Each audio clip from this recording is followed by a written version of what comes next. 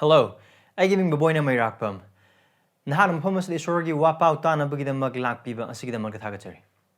Agi prathnadi nahakna thagatlu wapau asigimapal na Esorgi Waheina nungsiba amasung Mahakki mi adugidamak Singh Waheina nungsiba sini. Tuga hakna nahakki na pamda nolukchoning badudi nahakna thagatlu wapau asina. Nahakna Singh pipam thokpa nahakki commitment amasung nahakki Singh luchingba singi Mahakpu pam thokpa adugi mahuti silhanbigano. Adu wapau asigimapal.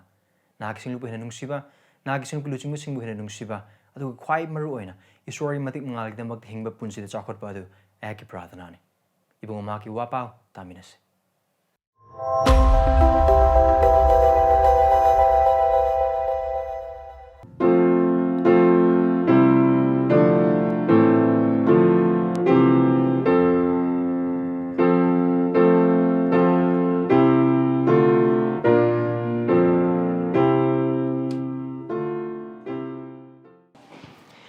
Samduni sa sagi Bible do haklun na Mark pandup tragani thoi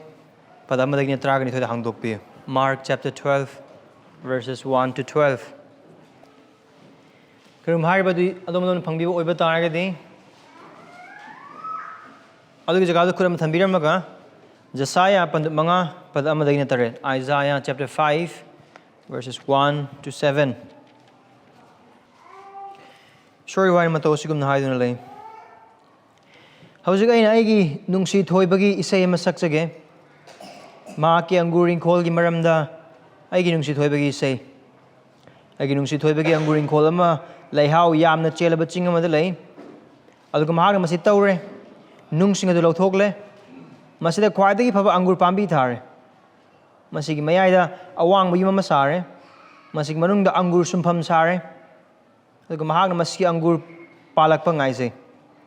adubu masi lam angur pale aduga hujik he Jerusalem da leiba Singh amasung Jehuda gi mi Singh aina Nangonda nonjari wain bi ai amasung aigi anguring kol gi marakta aina aigi anguring kol da tawkhidaba aina maduda hena tawba yaba kari leiribage aduga aina masi angur palakpa ngairingaida masina lam angur sing paliba karigino aduga hujikti aina aigi anguring kholdagi tawgadawuriba adu aina nakhoida haige aina masigi samban lauthokani amasung masi mai thadokani masigi chekpal thugaigani amasung masi khongnet naragani aina masi aremada tahanduna thamgani masigi masa mareng kakthat loi makhong su sombiroi adubu mafam aduda tingkhang pambi sing amasung tingkhang mongsong hawhangani masigi mathakta nong amata tadanaba aina lachin dasu yathang pigani maramdi Israel gi imungdi lanmi tengol singi Jehovah gi anguring kholni Jehuda gi mi singdi Mahakki ningthi zerba pambi ni aduga mahakna achumba wayel ngaizaki adubu yengu ot naiba dharma chenba adubu yengu kappa aroi bagi tanjaduda aduga mahang achumba wayel ngaizaki adubu yengu ot naiba dharma chenba adubu yengu kappa aduga ngasigi mafam Mark pandu taragani thoi padamadagina taragani thoi adudagi mahakna makhoida pandam sing sizinaduna ngang bahurami mahakna haiki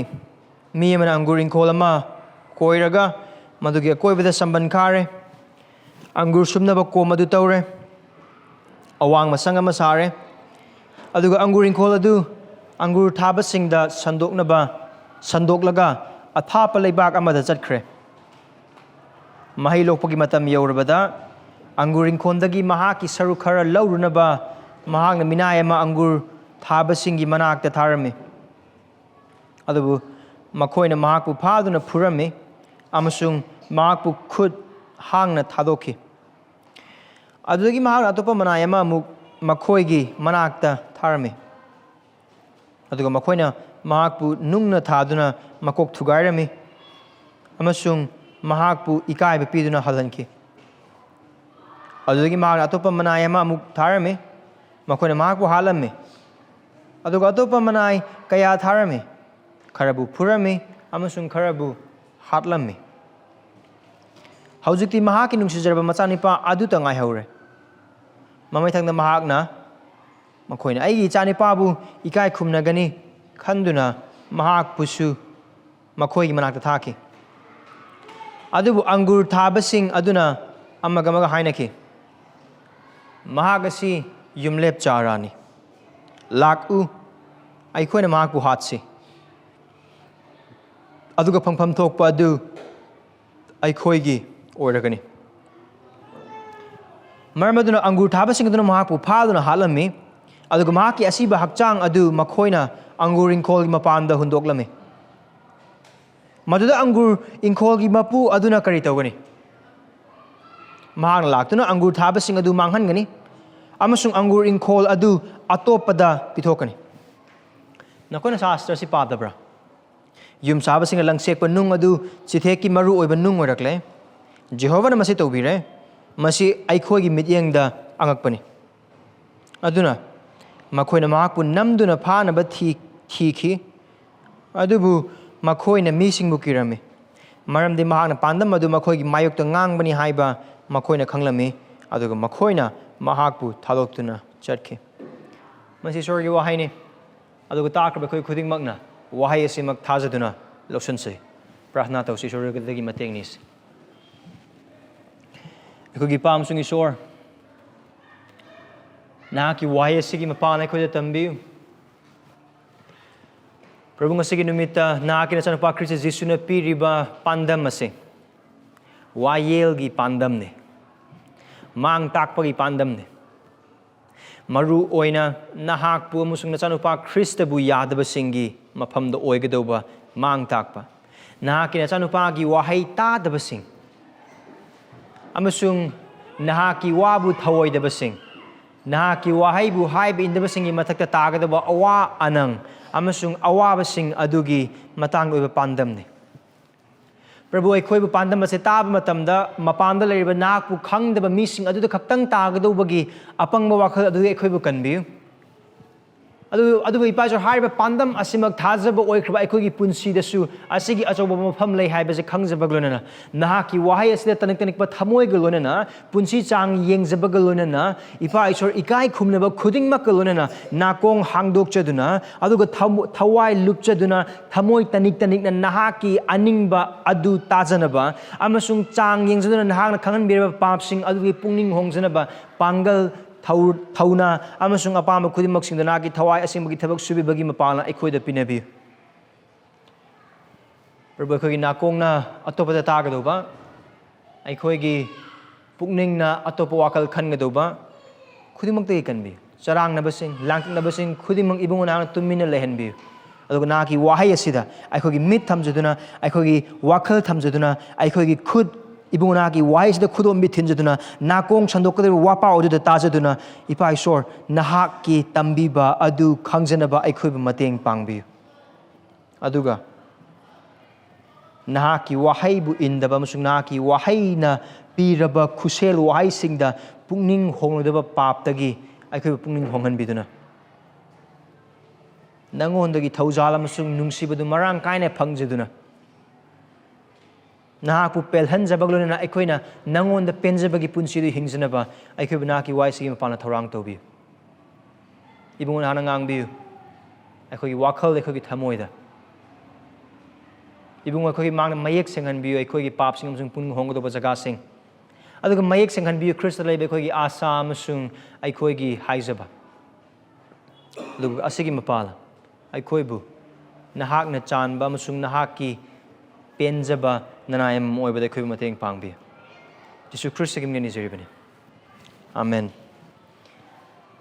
ꯑꯩꯈꯣꯏꯅ ꯉꯁꯤꯒꯤ ꯅꯨꯃꯤꯠꯇ ꯌꯦꯡꯃꯤꯟꯅꯒꯗꯧꯔꯤꯕꯁꯤ mark 12:12ꯅꯤ ꯑꯩꯈꯣꯏꯅ ꯏꯁꯣꯔꯒꯤ ꯊꯧꯖꯥꯜ mark 12:13ꯗꯒꯤ ꯃꯊꯪ ꯃꯊꯪ ꯌꯦꯡꯂꯛꯈꯤꯕꯗꯨꯒꯤ ꯃꯄꯥꯜꯅ ꯖꯤꯁꯨ ꯈ꯭ꯔꯤꯁꯇꯅ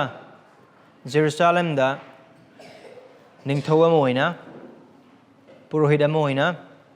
ꯑꯗꯨꯒ ꯏꯁꯣꯔꯒꯤ ꯋꯥ ꯇꯥꯛꯊꯣꯛꯄ ꯑꯣꯏꯅ ꯆꯪꯂꯛꯂꯒ ꯃꯍꯥꯛꯅ ꯇꯧꯈꯤꯕ ꯊꯕꯛ ꯈꯨꯗꯤꯡꯃꯛꯁꯤꯡ ꯑꯗꯨ ꯑꯩꯈꯣꯏꯅ ꯎꯃꯤꯟꯅꯈ꯭ꯔꯦ ꯑꯃꯁꯨꯡ ꯌꯦꯡꯃꯤꯟꯅꯈ꯭ꯔꯦ aduga mahakna hek lakpa matam adudagi hauraga Jerusalem hek sanglakpa numit adudagi hauraga Jerusalem gi mathakta khaktang natana Jew macha singda matam duda leramba Jew di macha singda aduga ahoina dum matam aduda leramba sastra go oja sing amasung dharma chenbagi luchingba sing adugi mathakta makhoi gi thajabagi mahai yandaba makhoi gi Esorgi oiba sing adubu thingba makhoi gi mangak kanba aduga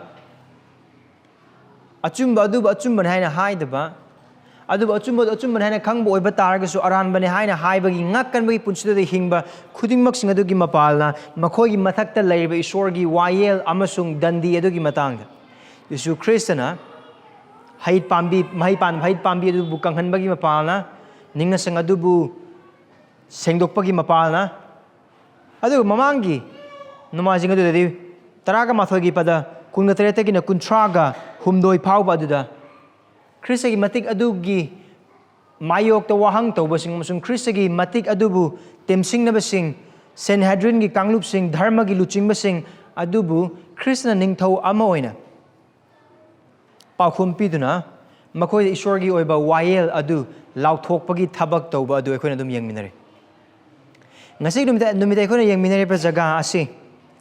pandam ne aduga haiba pandam ase Jesu Kristna Sanhedrin gi kanglup sing matam aduda leramba luchingba khudingmak sing adugi maphamda makhoi ngonda piba pandam ne makhoi ngonda lakadauba Esorgi asauba Esorgi dandi amasung Esorgi warak piba aduga wayel hairibadu mayek sengna khanganabagidamagta maruoina haiba amasung tambiba pandam amane aduga haiba pandam ase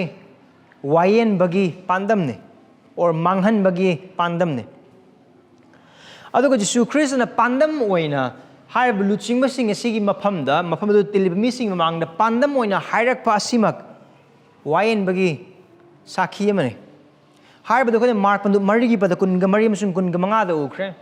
Yesu Kristna Mahakki ningthaulibaki mapanda leiba mising adugi maphamda wayen bagi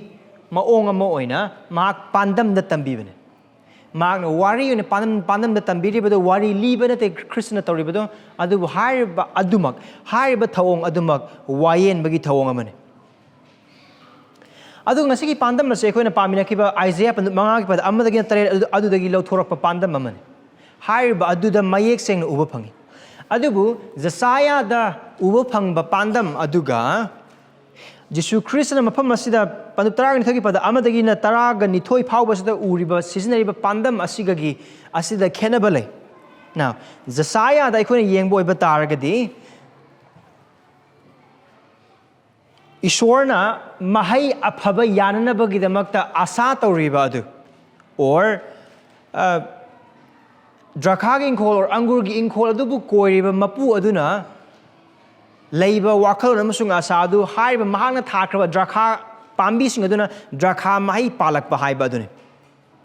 adubu mafam asida Jesu Kristna sijunarakpa matamdadi haiba drakha gi ingkol aduna taklibu Israel macha sing adu mafam asida sijunariba sing asidi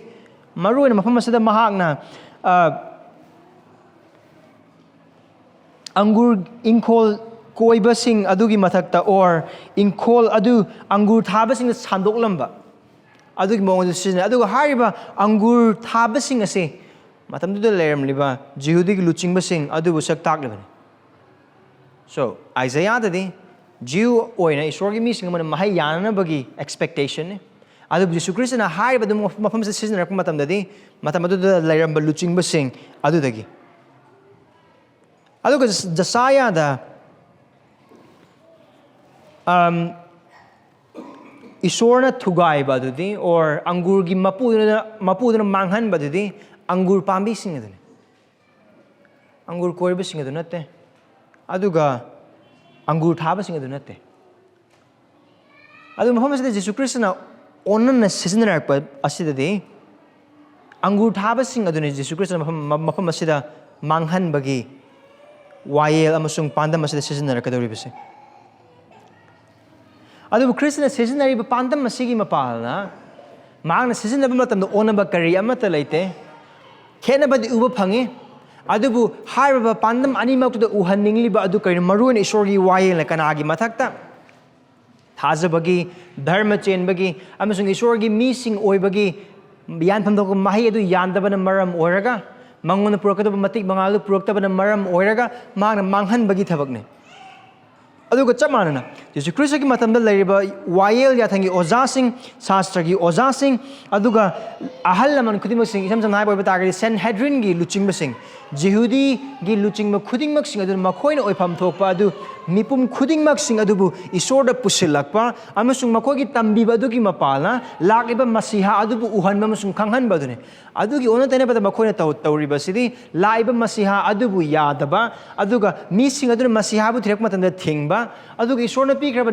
ꯃꯍꯥꯛꯀꯤ ꯃꯤꯁꯤꯡꯒꯤ ꯍꯥꯏꯖꯐꯝ ꯖꯥꯇꯤ ꯈꯨꯗꯤꯡꯃꯛꯀꯤ ꯍꯥꯏꯖꯐꯝ ꯑꯣꯏꯒꯅꯤ ꯍꯥꯏꯅ ꯍꯥꯏꯔꯤꯕ ꯅꯤꯡꯅꯁꯪ ꯑꯗꯨ ꯗꯥꯀꯨꯁꯤꯡꯒꯤ ꯃꯀꯣꯟꯗ ꯑꯣꯟꯊꯣꯛꯄ ꯃꯤꯁꯤꯡ ꯑꯗꯨꯅ ꯃꯈꯣꯏꯗ ꯍꯥꯏꯔꯤꯕ ꯄꯥꯟꯗꯝ ꯑꯁꯤꯃꯛ ꯁꯤꯖꯤꯟꯅꯕꯗ ꯁꯣꯏꯗꯕ ꯑꯃꯁꯨꯡ ꯂꯥꯟꯗꯕ ꯑꯃꯁꯨꯡ ꯃꯐꯝ ꯆꯥꯕ ꯄꯥꯟꯗꯝ ꯑꯃꯅꯤ ꯑꯗꯨꯅ ꯑꯩꯈꯣꯏꯅ ꯌꯦꯡꯃꯤꯟꯅꯈ꯭ꯔꯕ ꯄꯥꯟꯗꯝ ꯑꯁꯤꯗꯒꯤ ꯑꯩꯈꯣꯏꯅ ꯈꯪꯃꯤꯟꯅꯕ ꯌꯥꯕ ꯋꯥꯔꯣꯜ ꯑꯗꯨꯗꯤ ꯁꯤꯅꯤ ꯃꯥꯔꯛꯅ ꯏꯕ ꯃꯇꯝꯗ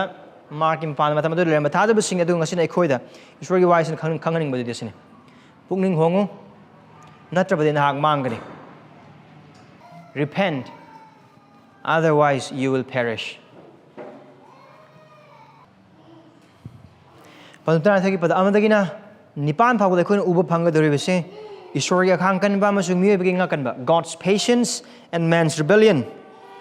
God's patience and man's rebellion ꯏꯁꯣꯔꯒꯤ ꯑꯈꯥꯡ ꯀꯟꯕ ꯑꯃꯁꯨꯡ ꯃꯤꯑꯣꯏꯕꯒꯤ ꯉꯛ ꯍꯥꯏꯒꯠꯄ verse 9 ꯄꯗ ꯃꯥꯄꯟꯗ ꯎꯕ ꯐꯪꯒꯗꯧꯔꯤꯕꯁꯤꯅ ꯏꯁꯣꯔꯒꯤ ꯑꯁꯥꯎꯕ God's wrath ꯄꯗ 10 ꯑꯃꯁꯨꯡ 11 Jehovah's tabak, the Lord's doing. Pada taraga nitoy, kudong tiba moongi paokhum. Dangerous response. So, verse 1 to 8, God's patience and man's rebellion. Verse 9, God's wrath. Verse 10 to 11, the Lord's doing. Verse 12, dangerous response. Pada amdagin nipan, Esorgi akhang kanba amasung miyuibagi ngak haigatpa. Pada mapan, Esorgi asauba. Pada taram sung taramathoy, Jehovah's tabak. Pada taraganitoy, kudong tiba moongi paokhum. Paano ko na changminaba matamda bhap tananabagidamagta mafam asida yauriba kanglupsing ase kanano haibada hojitagi hauna dum koi bhap taminase mafam asida ko uba phangise angur pambi adugi or drakha inkhol adugi mapu angurgi inkhol adugi mapu adu ate karamata nate adu ishwar masamagni aduga angurgi inkhol adu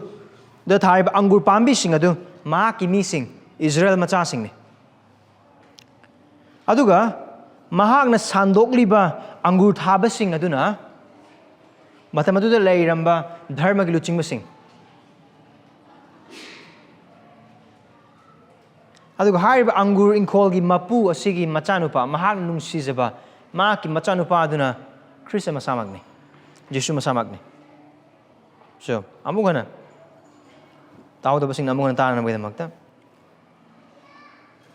angur inkol adugi mapu adu Ishwar masamagni. Aduga angur pambi sing adu amasung angur inkol adu thari pambi khudimok sing aduna Mahakki mi sing Israel macha sing mafamasi oinde. Aduga angur thaba sing or tenants Mahakna sandokliba angur thaba sing aduna matam aduda leiramba angur sing adu bengsanaba thamliba dharmagi luchingba sing. Aduga Angurgi inkolgi mapuduna thar magi manai sing aduna Esorgi pau takthokpasing Esorgi wa takthokpasing ariba walet nabagi matam uba phangba wa takthokpasing adu phauba aduga babasubiba Johan phauba da leiba wa takthokpa khudimok sing aduni aduga angurgi inkol asigi amata ngaiba nungsiba macha nupa aduna Krista masamagasini now haiba sing ase khoi mangda leirabana maram oraga adugi wakal aduga lona text the changme se Esorgi Waheina the yengme ahamba the Esorgi akhang kanba amasung mibagi ngaksan verse 1 to 8. Now ayang so hai kra badugum na anguri inkhol aduna tagli base Israel macha sing adune hai badu koina hojik ta pamina ke jasaya pan mangagi pad amadagi ani phabu de ubu phange adu karigum koina Jeremiah pan ani gi pad kun ga mathoi Ezekiel pan taraga mapan pad tara adu ga thagadi sei masing nipan pad nipan dagi na tara adu pa boi ba taragadi Harba mafam sing adu da mafam adai sing sule adu harba mafam khara sing adu da aikoina paba matam da Israel sing ase Ishorna ari bolam na bagi matam da Mahakki drakhagi inkhol ama oida Mahakna sing thana yam sung saithai adu ga harba du makki pandam adu dane adu gi Mahak makhoi da pandam sing ase sizna duna ngangba haurame Kristana ningna sang adu gi mangol adu da Mahakki matik adu gi mayok ta wangang le betem sinarak liba Luching basing, adugi mapamda, aduga missing adugi mamangda, ibungo mahang piriba pandamaduni. Aduga high base, asigi wari say yamna chame, aduga louba kariamat laite. Draka in call amalere, adugi mapu malere, mapu aduna high draka in coldo, draka thaba sing the sandom laga, mahak miri bak the sadkre. Now, verse 1 again 8 powers the equina, yengba matamda, mapamasi oiriba plot mong se khar bhap tanana bagidamakta matamadu da chanaba mong ama ekoi yangminase drakha inkol mapuna drakha inkol thaba sing da Mahakki inkol du samdokpa matamda adugi inkol dugi sandok mal adu drakha inkol thaba sing aduna sandok liba mi aduda sandok liba sing aduna sandok mal adu or lausan adu makoina phangliba drakha gi mahai adugi mapana pirakado mane Paisana nate, Adu Drakha Batagadi, Sarukara, Mapu, Aduga, Sandoli Basing Marta Yanagani, Aduga, Drakha Lopa Matamda, Angursing the Lopa Matamda, high with the Mako the Pigado woman. Mapu to that. Now Adugi Maong Adudane, as the seasonary plots. Aduna verse 2 yang pamatam the Mahi Lok Matam the Yorkmatam the Kademana, Magi Manai Sing Thai, Mathang Tabas Adum Urapadum Pangani, Karigidamakta, Maki Mamal Adu, Makodi Loan and Navagidamakta. Maram the Mahakki sandok mal adu law na bagidamakta. Other verse 1 dagin 8 power sa ikon dum parapa matamda drakha inkol gi mapu asigi Mahakki akhang khan da koi phajan na uba phange mayek sen uba phange aduga hai business isorbuta kon maram orka kamda mafam asigi pandam asigi mapala isorna Mahakki ngakkan ba macha sing Israel macha sing madakta aduga matam aduda leiramba wa takthokpa sing amasung luching basing hana laikraba khuding mak sing adugi mapamda Isorna Mahakki khangheiba utpiba adu adukki matik chauba khangheiba ni aduki matik sangba aduki matik thoujal amasung minungsina thanba khangheiba makhal amani yana namana verse 3 the yang verse 2 the yang matam the Mahakki manai sing thar again manai sing se kanano Esorgi manai sing ne ari bolat nabagi matam da leiramba amorom da haibo iba targi Israel macha sing na Egypt thadok laga lak matam adu gi Esor makoi thar khraba wa sandok pasing amasung wa tathok khodi masing prophet sing khodi mak sing adu tagliba amane aduna hairiba asikar maina khangino Jeremiah pandup tare ki padakun ga manga Amos pandup ahum padat taret Zechariah pandup ama padat taruk pabo iba targadi hairiba wa tathok khodi mak sing se Esorgi manai haina sine adugi wahaidu Jesus Christ na lauraga pandam masida Drakha mapu adugi manai oina Mahakna saithaduna sisinabani aduna Mahakki sarok adu lawnabigidam Mahakki manai sing thare verse 2 da aduga oipham thokpadi Drakha inkol adu yengsaliba mi sing aduna makoi mapu nate makoi yengsanba mi sing ne aduna tawgado se adugi do asida leire koina pifam thokpado hane pirakpham thokpani adubu verse 2 da koina yengbagi matungina verse 3 makapa tarpa matamda makoina kaidawe Drakhagi saruk adu angur saruk adu pirakpagi mauta mapu duna tharliba manai adu phare adu maku phure adu karimda pidina thare then adu to phom thokpa se kaino mapu amoina karigumba normal generally mapu mana tawbadi kai tawgani masamag lakpara or khunek nek pamising puraga kaino madi tawre aduna ase manghan da biya yadna tarokado mo aduna khone expect tawri se Adu verse 40. Atupa manai sing amamuk mahak na makhoi manak thar.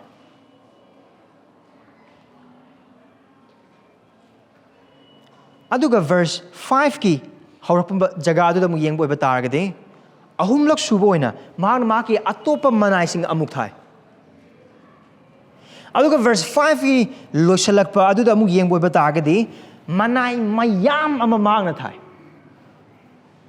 Kanada angur thaba sing adu mahumda. Kadona bagidamak mahilo na bagidamak. Thada bisil na sing mafam masada ikoy na uwa panglibase isor na Mahakki mi Israel singi mafam da leiba Mahakki khangheiba dune. Adu Mahakki khangheiba sida mahak na tauribase makhoi gi pap amasung makhoi gi lamhen ba makhoi gi mangakkan ba makhoi gi tadaba adu maru oina mafam masada ikoy na uwa panglibase drakhain ko adu biyang silibasing amon hai ba oiba targadi Israel macasing adubu chingliba dharma gi luchingba khudingmak sing miron khudingmak laikraba dharma gi luchingba sing hana thoklakraba khudingmak sing adugi maphamda ningthau singi maphamda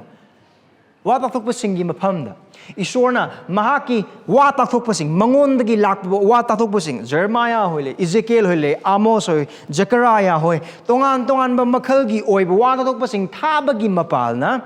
Makoin taupam thokpa du taunana ba makoina pipam thokpa du pina ba gidamakta hanjin makoi da thaba gi thaba udune aduga hairi ba adu lepa leitena adumak adum thai lepa leitena thaba ghaktana tana hai ba khuding mak sing adu iroi loi ba mahang na kana thai Mahakki macha nupa du thai Mahakki amma khakta ngai ba macha nupa aduni mana verse 6 da hai ba Hausi Mahakki nungsi zaraba machanipa adu tangai hore. Ma thabe ba loina mak thare. Mahakki ama khaktangai ba machanupa. Now, ma thabe manai sing do thab matamda phangam thokko phangaktra matamda lotion ba yarabane aduga Jesiah pandu manga da khoina uba phang adugi mong da mahak na chatlaga pumloi lotion ba yarabane. Adu ma adu taude. Jesiah pandu manga adu uba phang kite maong aduda asigi drakain khol koiriba mapu asina Mahakki amma khaktangai ba machanupa adu thai aduga mahar machanupa adu thabagi maramdi kari verse 7 da 6 akoni yengma matamdani makoin aigi ichani pa bu ikai khumna gani aduni mahana khallise aduni mapada mahana thai chilana sung mafam nasada ikoina uba phanglise Esorgi khangheiba dune matamadu da lermli ba dharma gi luchingba sing adugi mafam da leiba makoina oifam thokpadu oideba matamda pukning hongnana bagidamakta hanjan na kaubaga lonena thaba adugi matha adune aduga makoina haiba thaiba khudimasuna thawoideba matamda isor khangdaba natte isor udaba natte isorna dandi piba matamda asimadi wal natte isorna dandi piba matamda manghan matamda matik charba singa haktane aduga haiba Esorgi khangheiba sina Israel machasing luchingna bagidamakta isorna thambikraba dharma sen bagi dharma gi luchingba sing aduna topam thokudi pukning hongbane this patience of God should lead them unto repentance adune ko romi pandu ani pada marida uba phangodu Esorgi dharma chen ba Esorgi khangheiba aduna Esorgi aphaba aduna dharma chen ba pukning hongba da chingadobane the goodness of God should lead to repentance isorna dandi pidana khangheiba maong le thambiriba asimang Mahakki aphaba adune Mahakki khangheiba asimang Mahakki thoujal adune Mahakki khangheiba asimang Mahakki minungsi adune aduga Mahakki minungsi ase haiba dharma gi luchingba sing asina taduna pukning hongba da tafom thokpane maram thada bisil naw sing Mafam masada isorna utliba Mahakki akhang kanba se haiba dharma gi luchingba sing asigi damakade thoujal amasung minungsini aduga haiba da ahanda Peter pandu ahumgi pada mapanda uba phangni first Peter gi chapter 3 da khoi yengbo oiba targade mafam adu da Peter na haiba du ibungo Mahakki dharma chenba adu ibungo Mahakki khangheiba adu Mahakki aphaba amasung Mahakki thoujal ni maramdi asigi mapalna ibungo mahakna mipum khudimana makoi papagi pungning hongduna mangonda lakpadu Mahakki apambo ibana maram oraga mahakna pibam thok Mahakki wayel amasung Mahakki dandi du mahakna pidabani aduga haiba akhang kanba asimak Peter na madu lemba thajab sing haiba adugi matugina first Peter ki chapter 3 da makata na koina park po oiba targadi adumak ibungo Mahakki khangheiba adumak makhoi aran kubamni the patience of God indeed is their salvation aduga haiba sima jihudi dharma gi luchingba sing asi punsi dasu achumba amasung aoiba amani adubu Esorgi khangheiba Esorgi akhang kanba khudingmak sing asida dharma gi luchingba sing aduna makhoi gi response oibam thokpa adu han haikraba adugumna puning hongna matam piba aran khum gi matam piba ne habadu khangba galonana makhoi gi aran khum gi damak ne habadu khangjaba galonana haiba thoujal adu hairiba Esorgi khangheiba adu laina lauthokpagi mahuta lumna lauduna Esor ngonda halakpa pukning hongbada makhoi tokpam thokpani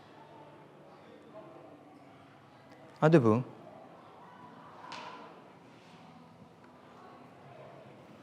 asina te makhoi tawkris aduga haiba du maksuna Jesu Christ na pandam masida utlibase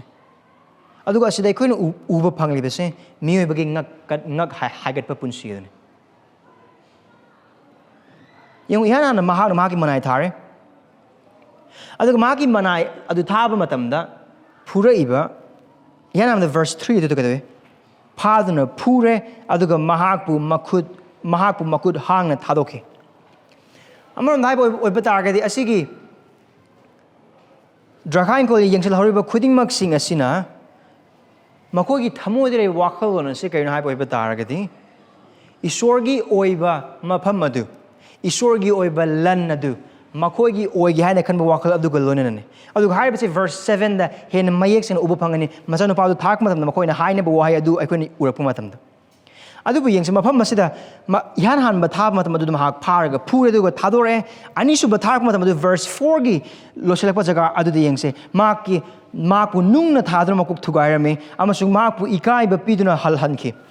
kok thugaiba khatanate adubu thugaiba khatanate Mahakpu ikai ba supire Mahakki manai adu then ahum lak subo ne thab matam the verse 5 adu thab verse 5 ki harok padu da thakra manai adu kadave makhoina hatoi adu de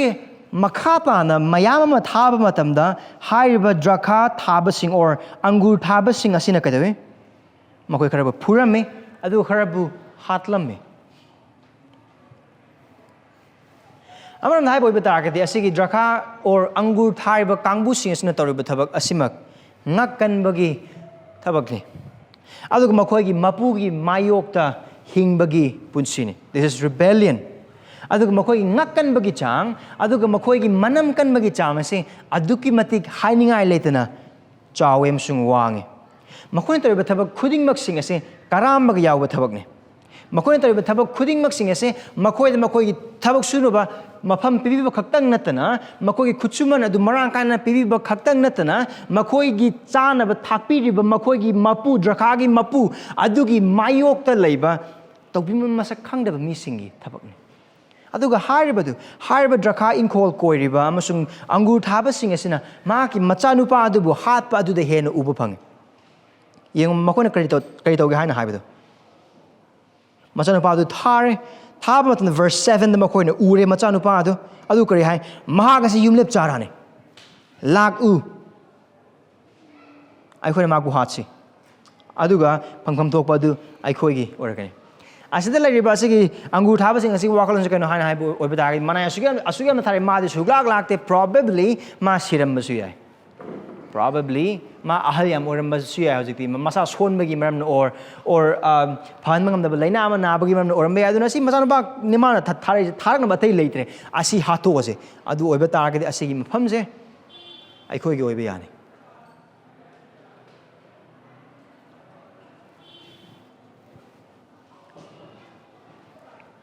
makhoi na khali se drakha inkol gi mapu adu na karimta tawba ngamdraba magumna drakha inkol gi mapu adu karimta khangdraba magumna pangal amata leitraba amagumna ne haiba drakha inkol gi mapu adugi khangheiba adu makhoina magi pangal sonba mingamdaba amo oina oi Mahakki khangheiba makhoigi pukning hongnabagidam mathang tharakliba maki manai sing aduda pifamdokpoda pidana pibagi mahuta aduba makhoibu hatpa oneba thabak toriba khudingmak sing adu karidamakdun haina haiboiba targadi drakha inkol gi pangal adu lautunaba ngamgadaw amagumna makhoi khalle pangal leitraba aduga makhoigi mathakta khudom bithinba ngamnaroidoba wayen badi tokrase or case taropadi tokrase moi mamanga la akana masana maromdum lepa ngamloidaba adugi wakhaldane haiba angur thabasing asina khaliba wakhalas adubu adumak apang wakhalne drakha inkol gi mapu adugi khangheiba andubu laithokna louba Mahakki chanbiba andubu ningaidana laithoktuna mathau tadaba amagumna khanba adumak apangmane maramde Krishna makhatana verse 8 asida climax ne asigi pandam asigi asida mang tarukada thabak adugi matungni yengluba oiba taragadi makone tariba thabak khudingmak sing ase nungsiningai ne maramdi makoigi apangba amasung makoi masana sagatchaba wakhalon makhoigi pangal amasung lausing adugi makha oiro ekhoi dum orni adugi wakhal adu leirabana maram orakanda makhoina magi masana padubu hatoi hadoba khaktana tana ikai khumdaba mong drakha inkol gi mapalu makhoi hundoe khudimok sing asida taurise kaino haibo oiba taragadi makhoida lakadaba warakpa amasung drakha inkol gi mapu adugi wayenba adugi mamu adugi sathiba adugi khudong thiningai oibada makhoi khangdabana maram oiragani verse 8 adu verse 8 later in mangda verse 6 amsung 7 pab matamda mabu masida drakha inkol na khali wakal je kaino o ai icha nupa ni makhone nungsibegani asigi phibam dare ishwar magi masana pa tabang pa na thar krise adu magnate aikona khanga do badi Yesu Christ na mafam masida mahang na pandam mafam masida mahang na season se pandam ne adu Yesu Christ na pandam se season na matam drakha inkol adugi mapu aduna maki amata ngarba nungsiba machanupa adubu makhone ikai khumna gani haibagi wakhal aduga tharakpagi wakhal ma idea mafam masida yaholliba se karigidamakton haiba targati drakha inkol adubu sandokliba angur thabasing aduna machanupa adu taugodoriba thabak adu kayagi matik motpano kayagi matik chauba papno amasung kayagi matik kiningai oba thabak ngaiba khangnana bagidamakten maramdi hairiba tharakliba Christ masamang ase hairiba machanupa asimak drakha inkol asigi amakhakta ngaiba mahakna khwaidagi nungsiba machanupa ne aduga atai manai sing aduda makoina ikai khumnadaba oiba tarjo hairiba machanupa asidi asigi drakhagi inkol asida angur thariba sing asina drakha thariba sing asina ikai khumna pham thokpa nungsi pham thokpa amane aduga thagol pham thokpa amane marami tharai si minai nate inkol adugi mapu adugi adubu inkol adugi mapu adugi machanupa adumakne ningthau adugi machanupa adumakne tharaklibase aduna hairiba machanupa adumakpu hatokpa ikai khumnadaba amasung phuba loisanbagi thabak adu mapa adubu yengthiba mapa adubu ikai khumnadaba mapa adugi mayokta lan hobaga chamane aduna adugi pap adugi achobo unanabagi tamaktene aduga verse 7 da makoi machanupa adu lakmatamda langri makoi thorang ase thagre masing ani da ekhoina uba phangba jati gi ningthau singna isorna thau nairaba mahakki ningthau adugi mayokta tauge haina khaliba wakal khudingmak sing makoina sagaliba lalong khudingmak sing adugi mafamud uba phangi adubu makoina lalong sing adu sagat matamda isorna magi phamalagi phamla kana noe pakatte mamni karisunate aduga haibadu aikona verse 8 asida uba phangani aduga verse 8 Jesus Christ na mana Mahakki Esorgi asauba lakado Esorgi asauba the drakha inkol mapu asigi asauba adugi mapana ulap mong adu kamana ulak habding verse 8 marmadun angur thabasing sorry verse 9 adu ngakpini verse 9 adu aduga angur gi inkol mapu duna kari tawgani na asi wahang ne marmadun lebe mipum khudimok sing adu angur gi inkol gi mapu magi mayokta angur thabasing aduna maki manaising aduba phubagi mapalna hatpagi mapalna ikaiba pibagi mapalna khudingmak sing lone makta adu magi machanu pasu hatle adu harba pandam masing palan Jesu Kristna makoi utna ba honari ba se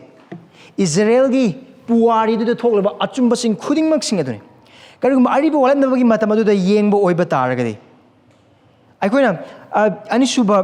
ningthorol pandu kun ga mari pada kun dagina kun ni thoi fawa yengba oiba taragadi Jehoya yada gi machanupa Zechariah adu ningna sangi mangola nungnu thomaganda harkiba sing aduga Shemaya gi machanupa Uriah asu hangna harkibna ningthau Jehoiakimna harba Jeremiah pada kun gutaru ki pada kun dagina kun gumdu fawa uba phangani harba ani se ko Bible dagi uba phangba mane adu Bible gi manung chanda ba adu Jehudi gi puari ibasing isan bagi matungna Josiah adu ningthau Manasena matuk ani thokna kakthatlaga hatokhi Jeremiah su Egypt Jew gi luchingba singna Mahakna haiba khudimok sing adu mahakna isor mangonda piba wael amasung yathang khudimok sing aduna maram organa sawgun maram oraga nungna thoma kan harki Ezekiel su makhoi gi Esorgi missing Israel maza sing aduna lai murti latba adu yadabagi wael adu laithokna maram na maga adu chaina phuraga harki Mika imlagi machanupa Mika maga su ningthau Ahab ki machanupa na Israel ki mayokta wayen bagi prophecy tawbagi damakta hatki Amos masu phuraga hatki Habakkuk nungno thomaga hatki aduga Zephaniah ningthau Jehoiakim na hatki aduga ikui dana baptize biba Johan Herod ningthau na mangak ka aga hatki har hiram khudingmak sing ase Israel ki puari thokrab sing atene adu Jesu Krishna bhap taningi se makoi ne tokrab makoi ki nunganna baduna isora thali ma ki wahai sing ma ki manai sing ma pala thar wahai khudimok sing makoi ne karamane thingbage amasung haibadu makoi ki nakong changhan na bahona bage adu isorgi mafam adu makoi ne lowna bagi damakta karamane hona gi haina haibadu ne adu khudimok sing asigi matolom lakli se ma ki machanu pa adu tharat matamda machanu pa adu gi matik adu yadabagi punsi khoi uba phangkre mark ki harukma matamda Jesu Krista gi tamiba sing yadabana maram oraga Herodian sing aduga tonga sasari oja sing Krista hanaba lalong sin ba hokre aduga andu taramathagi pada kunga tayatagi kuntra humdoi phawus ekona ubagi matungina Jesu Krista gi matik adu yadabani makona tawrido magi matik adu wahang ne aduga verse 12 is the uba oiba taragadi Mahakpu phana wi the magati adu Mahakpu hana ba kusil tharang loini maksil tena sing homas la kona urba khuding mak sing ase matamadu da lairamba Jehudi gi dharma gi luchingba khuding mak sing adugi punsi adune adu khuding mak sing ase mafam da Esorgi asabu du karino haina haibadu Krishna verse 9 asida udle aduna maramadu angur thaba maramadu angur in khol mapunu kari tawgani paokhum adu makona piba ngaiduna Krishna pi mahana laktuna angur thaba sing adu manghan gani yan hambadi manghan gani pangal laitabnate thona leitabnate pangal amasung thona khudimuk mangonda lei aduna haiba angur tharba mipum khudingmak sing adu makoi gi khongul amasung makoi lerame haibagi phibam khudingmak paba loinamak makai manghan gani tumhan gani makoibu aduga makoi gi mangakkan amasung hagatpa aduna maram oraga makoi gi pukning hongdabaduna maram oraga makoi manghan gani aduga hairiba adu drakain khol gi mapu asina angur thaba sing adu gi mafamda togudaba thabakni makoi gi ngakan baduna maram oiraga aduga mafam asesu adum yengpa matamda Josiah da pikraba ukraba aduga mafam asida Jesu Krishna sizinnarakliba pandam ase khenaba dusu asine Josiah gi matam adudadi pambi khudingmak sing drakha mahai khudingmak sing amasung pambi khudingmak sing loinemak manghanle adu mafam asidadi haiba drakha gi inkhol asina toriba se kaino haiba oiba targadi haiba drakha inkhol adu kana gumba mada atopa mata pithoe adu yengsileba sing adu budi manghalle adu drakha gi inkhol adudi mahakna pi asima ke minung sini asi mahakki thoujal mahakki mi singi damak leiba thoujal amasung minung si adu makoi gi damakta hena thajaba yaba mahakki mayokta leirodoba mahakki thamoina penba drakha gi inkhol thaba singda harb inkhol ase pigani aduna mafam asida akhona ubase kaino haina hai boiba targadi hariba drakhagi inkol asida angur thabasing asigi manga kanbam su manga haigatpa amasung Esorgi manai amasung machanupa adubu inkol adugi mapu adugi manai sing amasung mahaki machanupa adumakpu hatokpagi amasung makhoi bu thingbagi phubagi manghanbagi makhoi poloi du kaino amang man adu hariba amang du kramana khoi uba phangi makhoi de leijeriba khara du adu phauba drakha inkol gi mapu osina lauthokduna hena thasaba yaba angur thaba gi maphamda hariba inkol makpe Lalu si harba matung dene Jesus Christna verse 10 amasung 11 Thagre sim sing chama ga tara ga nipan gi pada kunbuni thoi ne kul humdoi adu quote torag har ga tois now verse 9 uba phang krito Esorgi saw budune mama se dekone uba phang ga toisina Jehovah gi thabak God's doing now kona ningsing boy bata ga mafam asi makta da gi ne Jesus Christna Jerusalem changak matamda pandup tara mathagi pada mapanding na tara phawda law khiba Hosanna, Hosanna. Madam the Hariba, Thagresim Sing Chama Gataraga Nipana say Israel Machasing Aduna, Esorbi Kurumba Lakmatamda, Harabulun and Sakadoba, Hosanagi is Sayaman. Adu Hariba Harokpa Jaga, Adu in verse 9 10, Adune quote Torokanda High Kiba Waheida. Adubu, Jesus Christian quote Torkomatam the Hariba Jaga Adumaktagi. Psalm 118 verse 22 to 23, the Mahakna quote Torre. Adu again Psalm 118 thagre se masing chama ga taraga nipan gi pada kun gani thoida gina kun ga humdoi phauba aduda haibu wahaidu mafum aduda yum sabasina lang sekpa chitheki nung amagi matang den makoin de kanna roi hana lang thoba adu bharba nung adumagna marui ba chitheki yum or chitheki nung orpagi matang den Amaram the high boy batagadi, Matamadu the seasonary pandamadu, Solomon getting some sabamatam, the yum sabasing the Kashukana Drihano Hundu of Nungamakagni, Adu Harba Nunga do Quadi Maru, Nungam or Kadu, Adu Panamadu Loraga, someone 1 8 the Sakivan, Adu Harba the Christian and Loraga, Mapamasada Harpamatam the again, Canada Hybermatamadu, Israel Matasing Setaraga Hyben, Israel Matasing, I say, Jati Kuding Magna, Isora Langsek, Labakana, Roy, there was season, there was Amoina, Kalaba Zati Yemeni. Adubu Isor Mahang Magna, Mahakki, Tabaki Mapana, Makoibu, my Pakhanduna, Makoibu, Angal Pipi Bagi Mapana, Makoi the thoujal Pipi Bagi Mapana, Makoi, my Pakalaga, Zati Singi Mamang, the Makoi say, Adugimatik, my Pakpamasung Pangan Badu Utpa, Adugi, say the Tagresim saying Sama Gatani Panpa the Kungun Sung Kungu Humdo say, Adugu Haiba, Asima is Christian, Mango on the Hari say, I was having the Jesus Christian Lande. Mandi Mahak, Asingba, Amasung, Aroiba, Mapung Pava Israel Adune. Aduga Israel Machasing Jati Ataisingna Namhatki Amasung Laithokna Lokhiba Adugumna Jesu Christa Adusu Sasri Ozasing Amasung Sanhedringi Luchingba Kudingmaksing Aduna Mahakadu Kanadraba Amasung Israel Singi Marak Kaisu Maming Thadaba Amagumna Sizna Kibamane Adubu Adungagi Ariba Matamda, Israel Machasing, Adugi, my Tibadagi, my Pakud on top Pibadu, Makogi Pangal Natana verse 11, Jehovah Namasi Tobire Masi, Aikogi mit Yeng the Angakpani, Jehovah gi Tabak Oibin Maram Oiraga. My Tibadagi, my Pakud Oiriba, Aduga Langtoklaba Nung Aduchi Heki Yumbi or Labor Kuding Maxing to Jehovah gi Tabakni, Esorgi Tabakni, Israel Machasing Tabaknate. Aduga chamana Jesu Christa Esorgi mat kaktangar machanupa harba machanupa adu kanadraba amagumna manghanba yaraba amagumna karishinatraba amagumna ichamchamba amma oina loina kipa oiba targasu Mahakpu wangkar hangadurba amsung Mahakasi Esorgi amma kaktangar machanupa amasung Israel machasina ngarba masiha adune haina haibadu Esorna Mahakpu Mahakki siba adudagi hingatpagi mapan utkadori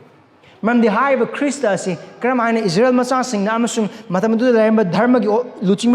Aduna Mahakpu Yadabu Tabak Togu Hunjekadoribano Maku Pagani Wayan Gani Adu Mahak Sigani Karam Sona Mahakpu Atoiba Nung Amoy Mountain Season Rakadrivano Mahakpu Sibadagi Humnisuba Numita, Mahakki Bangal Hingat Mapana, Adu Christa Hingat Pagi Mapana, Mahakadu, Esorgi Matsanupan have Utpagi Mapana, Christa Asima. Judiki Luchimusing Nasu, Luchimus in a Canada Haina have a Mahakadu, Ibungo Jehovah Mahak Magna. Mahakna Sagadoriba, Anoba Sang Adugi, Suteki Yumbi Ohingani. Harvest is short of Adu Krishna Suteki, Athoiba Nung or Gedariba Sang Adu. Israel Matsasingna, Sab, Mibi Kudna Sab, Sangadunate, Adu, Ishorna, Mahakki Amakaktangar Matsanapa Christus Jisugi, Mahakki Punsi, Siba, amasung Mahakki Hingat Hanbadugi Mapana, Magna Sagat Kadoriba Mahakki, Anoba Ningnesang, Mahakki Singlup, Adugi Mapana. Adu higher wise in the Tagari Nakpini. If it's happened of Anipada Kunda, Paul Haibadu, Kari Hai, if it's happened to Anigi Pada Kunda. Nakoi pa concert missing, amasung wata tokpa missing yumpang na tagat sagat pane, Jesu Christ masamak chitheki athoiba nungni. Missing a yeng matam da, Kana dremasung oiro hana kankraba Christadu, athoiba chitheki nungwena, Mapai sona, Mapu hinga hanbagi mapana, Mahana sagat kadriba anowa ningnasang, Karamaning ningnasang, Mahaki singlup, Karamba singlup, Zati, Kuding Maktaki, Lon Kuding Maktaki, Hire Matsanu Pasibu, Tazabagi mapana, Mahagna. Semakadriba sang aduda mahaksu teki nungwagani. Miya bagi tabaki mapana nate. Aduba hari basima. Esorgi tabakni. Aduba hari basima. Ningthiziba tabakni. Aduba hari basima. Aikhoigi wakalna lamba phangba ngamba chang aduda hina ningthize. Now makhatasi. Verse 12. Kininga or kudung tinga oiba mo ongda piba paokhum mapini. Dangerous response. Verse 12 of the Christian Panama it was very clear by the end of the parable. Very clear. Correct? Other Makoina, Nasagi, Ahum, verse 27, chapter 11, verse 27, Uba Pankra Makoi, Ahum Kang Ahum and Sanhedrin, Mahakpu Namduna Panabatiki, Adubu, Makona missing Mukirame. Maram the Mahakna Panama to Makoi, Matak Nangmani Haiba, Makoina Kanglami, Adugu Makoina Mahakpu Thagatlu Chatki. Correct? Makogi response to the Christian and Nangli, but Makogi, Mayokani Makogi, Papni Utlay, Makoi Pukning hongu adugidamak. Ishorna, Mahakki, Manai Tabagi Mapan, Makoi Pap, Utuna Pukning hongu Tanzapiki Badugumna, Mahakki Matsanupa, Asigi Mapan, Irolin, Ibrapandu, Amagi, Pada Ibrapandu, Amag, but amasung Ani Ubadugumna, Arabatan Mahakki Matsanupa, Christa, Adugi Mapan, Nangbiba, Waheina, Makoi Upi said thoujal amasung Minung Sigi Tabagni. Makoi Pim to Pakumadu, no look pagi. Some Pukning hongu paokhum. Aduguna take a Makona, Panabati. Karidamakta, our Manghan never get a makta. Adubadungam de, when the more Mickey thing actane, missing the Makoi Mataka can have a key bagi maram oraga, Mokogade, Christa Makoi, Christa Tado Lakana Chatle. Adu Christa with Tado Chat, Amukana Mahakki, Michael Lakna Benate. Hen Akan Bapangal Galonina, Mahakpu Manghan never thoujal Galon and Mokoi Laka the rivers. Harvard Kiningain. Maramdi can have a batagadi, Pandam Adugimapana Jesu Christina Mangzon and a hiker man prophesied to Kroba Adumak, verse 12 of the Tumbu Ubapang. Makoina, Christopher Panabatiba, Amazon Tadokam Badugimapana. Pukning hong bagi mahuta. Makoina Kadavi, Hen Makoi Nakale. Aduga Asigi Maramasina Sune. Ishor Mahakki, why the Makoi Matak the Tab Matamda, Matik Chava Wilam Ubagi Maram. How does it now say? I see Panamaso young Matam de Quina. I could Kulo missing a say. Matamadu Leramba Christagi, Mayok the Maki, Matik adu Wang Hangba, Dharmagluchim was the cutting young boy batagadi. Soy. I'm going to Lale. I'm the Siki Pandamasima. Tazabo Krabaki Punchi the Su. Young Babazagamani. Ram Ibungo Mahagna. I could matakta, adugimatic job of khangheiba and khangheiba.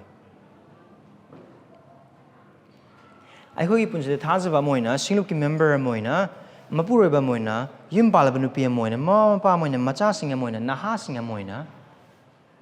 I could give Punsida, Isorna, Mahakki, and Ingmusingadu, Mahakki, Waheida Pana Kubukanghale. I do a higher sing say, Wapau Gimapana, even Nasiginu Acidasun. Mahakki wahai sigi mapana thajabu single lone bagi mapana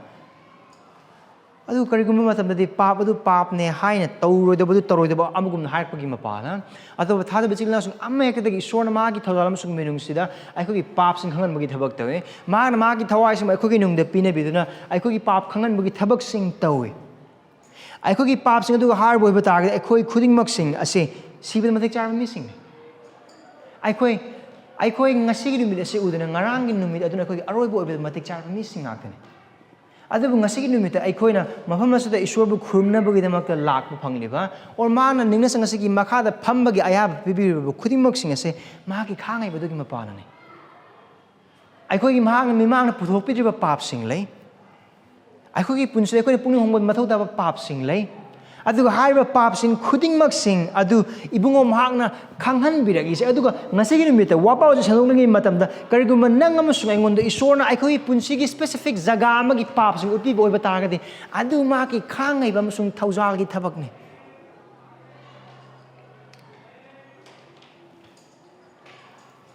adubu aikoi isor khangdeba dharma sin bagi luchingba sing asi gumna natana isor khangleba maramna krishna aikoi gi damakta sibireba na maram oraga aikoi gi oipham thokpa dudi pap to khangan baga prabhu aibu kokpi asine gi aibu kanbiu aduga puritan gi prathna tawbudo kai asi gi pap ase aingon ni yana napsalaga leibo obata ga setok pi ikheng ta ba phau aduga ikheng ta ba chaina nang ba na ki cross ki pangladuna ai gi anaba phan bi adu kan tawbudo ba prathna ne adu aikoi kai dewe matam thindoe aikoi sa gi oibe excuse me am pisel aikoi sa gi explanation mayam pisel ai di sumain tawne ai phim nang na khangponte ai gi punsi gi jaga nang na karisu khangponte hoi mafam se leiba ichil na khudimak sing aikoi wakha tu karam ba maong de isor na mahakki wahai aikoi gi nakong gi holak matam da aikoi na kramaina haiba sing adubu hatok pagi thabak aduga kakhat pagi thabak aduga phu pagi thabak aduga thing pagi thabak togi haina haiba asoi basum chumthor rakliba ichil na adubu nungsidaba maga thengadana ba honaba and then paokhum pi dana ba honaba wang hanglakpa matam da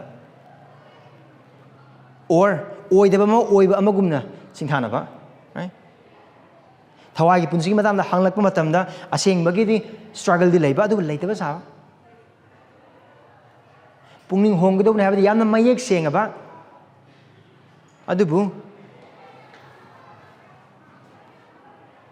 hakchang gi aning modu thunganing mana maram oraga kathokning da buduna maram oraga awaba khangning da buduna maram oraga khudong cha da basing khudong cha ba lorag lega athing badina tab adu namdana athing ba ohelaga aldu da kaidong salaga isori haiba indana bagi mafam amadum maram amadum ohenba hada bisil now sing asik punsi sendanga masungai hingdeba nate ibung mahangna pirakraba daita machada gi harga achoba khudingmak singda haiba punsi meng ekoi hingki matang sing laitaba nate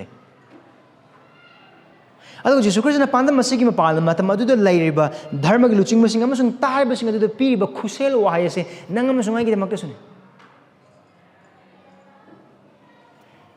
isorna mahakki wayen ba hauba matam da mahakki imung dagi aduma khaugani aduga mahakki wayen adu horok matam da aran ko manggani haiba nate karigumba kanbiu phangaba missing gi damakta di aduga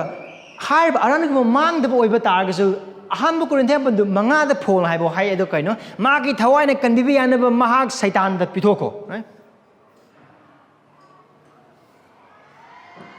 Isorna mahakki macha sing mahakki haiba indaba matam da makoi mathak da lakada o akoi isor gi macha orabini isorna warak piro akoi dandi piro leite aigi chaga dopam atopagi michaga khanaba matam da orse aigi ichaga atopagi michaga hingminaba matam da ama character khara loose oiba matam adu da aigi icha du aina ware character loose oiba maram oiraga aduga atopa micha da aigi su war oi war pai su mathau leite ngonda adu karigum ai ichana karigino baba aingonda na sugam nang waraga aiga puna tawmina mi sida nang na work tricity ai paokhum ama khating lai nang ai chane mai chante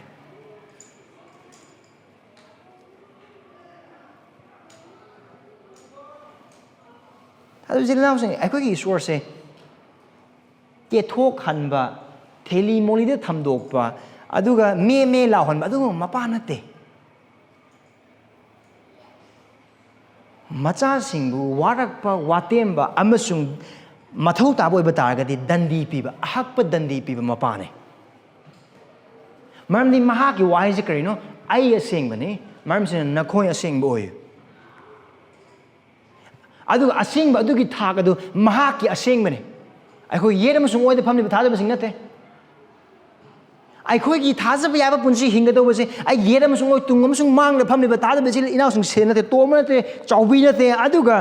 mi kanam nate Esorgi thaza ba yaba Esorgi aseng ba adumak ai khoi gi thak aduga adu gi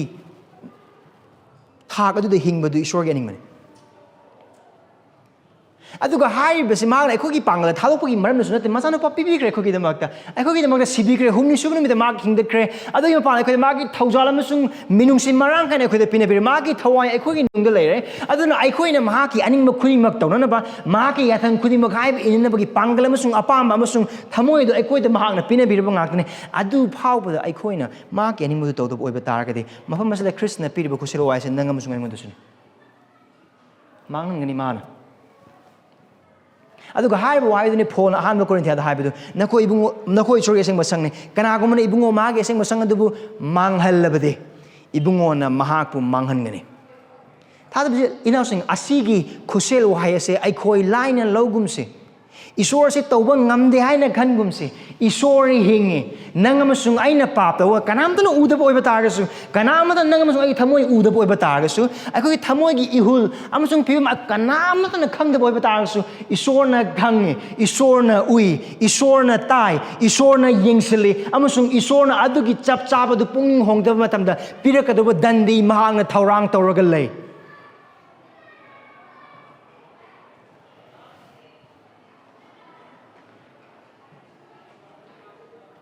ai khoi gi thazaba yadaba punsi aduna Krista gi singlup wahan badi ai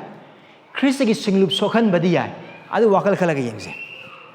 mapu roiba kana amatana mahaki nupi bu sokhan ba matam na tumina lagi do mapu roiba amata leite haire badu pangal loiba naiba mi oiba mapu roiba amo ne khoi to gado oiba taraga de loiba naidaba pangal na pikthanba Jehovah amasung ningthom sung Prabhu singi Prabhu Krista na mahaki kaina adubu aikhogi pa amasung thazaba yadaba aduna mahaki singlupu manghanaba amasung wahal lakpa matamda aikhoda tarakoda thabakodo khalaga yengse karigumba achotpa masada asu yamna sathiba khusel wahai pi boiba tar kari aikhodi masane nangamasung aidi masane achotpa upambida asu yam basathiba amasung kiningai oiba khusel wahai pi boiba targadi masai khoi hena ki pham thoi masa oiba nangam sungai hena ki pham thoi aduga asigi khusel wahai se line logums aduga verse 12 aikoina uba phangliba hairiba dharma gi luchingba sing asigi paokhum ase akhoi gi damakta parane karam haina isorna utpiraba Krista gi wahaina utpiraba pap amasung nunganaba amasung puning hongba mathau taba khudimok singda matau karam haina aikoina paokhum piro dobun haina haibada maram di bungo mangna khanghallaba chumba puning honggadoba pap utpiraba asonba khudingmak singaduda ningaidana adum leiba oiba taragadi akhoi isana isabu Esorgi dandi amasung warakpa aduda akhoi hangdok chabaga chapmane whenever we respond in opposition to the revealed will of God, we are exposing ourselves to the judgment of God. Ado oibata agade. Asigi pandam maslay. Akhoi punsne mato karamane hingane. Hiram mahum. Yan hamda desine. Nangonda leiba Esorgi thoujal amasung khangheiba adugidamak Mahakpu thagatlu. Nangonda leiba Esorgi thoujal amasung khangheiba adugidamak Mahakpu thagatlu. Give praise to God for His grace and patience towards you. Give praise to God for His grace and patience towards you. Nangonda haina haiba oiba tarsa ai su yawi mafam asida. Nang aingonda amasung nangonda. Aingonda amasung nakhoida. Isorna pibireba marang kaiba thoujal amasung khangheiba asigidamakta ekhoi isorbu thagatpham thoe. Karigidamakta han hambadadi. Thadaba chilnausing mahaki thoujal do hana ekhoi wakal tause. Isor khangdeba misingi marak asuk yamna yamkhraba asidagi nang amasung aiba mahakna khandokpi. Krista bu yadana hinglamba punsi adudagi mi aduki matik yame adugi nang amasung aibu aran khubam gidamakta kaubi mi mayam amalay ngasisu apaba singlupta saruk yaba phangdaba amasung isorgi wahai tazagi haina hai matamda taba phangdaba thazaba haiba mi mayam lay adubu nang amasung aidi ibungo mahakna mahaki wahai tagdaba mafamda pubiyaktuna thambi loina magna phangba thoujal nate loina magna phangba minungsi nate adubu nang amasung aina di phange aran khubam dagi horaga isorgi wahai dagi horaga adu afaba singp dagi hora khudimak sing isor nang amasung agi damak pinabe asi mahaki thoujal mahaki khangheiba nang amasung ai ahangna mikup khari man hajakraba adugumna nang amasung aina siba matik charba pap singakne tawkhra singa adu ba khoi side ngasi su hingle Hausuki me kupungja dasu ibung maki wapau tana sibe aba pap sing tobuna khoi markte mi sing sodan lereng khoi markte mi sing sodan lereng bani adu bu si de hausik phauba kari gi damak tano maki minung si masung isorgi khangai badu gi mapan ni hada bisil naw sing nangam masung engon da isor upi ba thoujal masung akhang kan ba se mahaki khangai ba si da matak isor ba target se maramdi aikoina para ase amasung pandam ase paba matamda aikoina ubu phangli se nang amasung agi thajaba yadaba punsi adune nang amasung agi isorgi wai kakhatpa lotion ba amasung nakana thamjin ki adu punsi adune uri se adu uraba matam adu phawda aikogi pap uraba matam adu phawda isor akoibu hatok pideduna mahaki thoujal thambiri base mahaki thoujal amasung minungsi impan aduna hamade khoi nang amasung engon leiba mahaki thoujal amasung khangai badu gi damak mabu thagatse ani subadeti hoi maki thoujal akhoi thakte lei maki khangai be khoi thakte lei adu thada bisil naw sing aski khangai be se lomba nai de matam phawgi nate this patience of God over us will not be for eternity adu ani subadeti sini Nahakna Esorgi Waheina nathamoi kansinhanduna mahaki akhang kanbabu laithokna louba adudagi pukning hongu amungana Nahakna Esorgi Waheina nathamoi kansinhanduna Mahakki akhang kanbabu laithokna louba adudagi pukning hongu. Repent of taking God's patience for granted by hardening your heart towards His word. Repent of taking God's patience for granted. How? By hardening your heart towards His word. Koi marakte isor khangdaba mi sing yauri. Aduga na koi khara amadi nungti khuding isorgi wahai tananaba nongmaijing khudingi apaba wapaugi mapana nakhoi puning hongna Krista lakna bugi damakta nakhoi adumak tare asimag isorna nakhoi mathakta utpiriba thoujal amasung nungsi makhalamani aduga nahak nakhoi ngasigi numita tariba asisu mahaki khonjel mahaki wahai gi mapana aduna kariguma ngasigi numita nahak papik puning hongna Krista lakpoiba targadi Mahakpu paptagi kanbigani amasung mahaki macha ohenbigani asigi maka osumag isorgi waheidagi Kristagi khonjel ni karigum nahak asi tabo oiba targadi nahaki thamoi kalhanganu adu pungning hongduna Krista thajo adu khaki mapana nahak kanbi phangani adu karigum nahak ngasigi nahaki thamoi kalhanduna Krista na kauriba si tadaduna ngasisu o mathangi no ngajing lakpa yai hayeng so mu yoba yai na haibagi wakhal adu nahak ngasigi maka ubisi tadana chatkhiba oiba targadi adu ngasigi namidana Krista yauduna sibo oiba targadi Nahakna yaw machadu ge sauba amasung isorgi oiba sauba nahakna phangani norok aduga hairiba adudagi hongdoknaba pangal amat leiro aduga thada bisil naw sing nungti nimit khuding makki thajba amoi ba targadi aikhogi thamoi da amasung aikhogi nakongda ibungo Mahakki Waheina adumak lai aikoina paba Mahakki wahai aikoina paba aphaba Christian ge lyric sing taba Mahakki paba wapau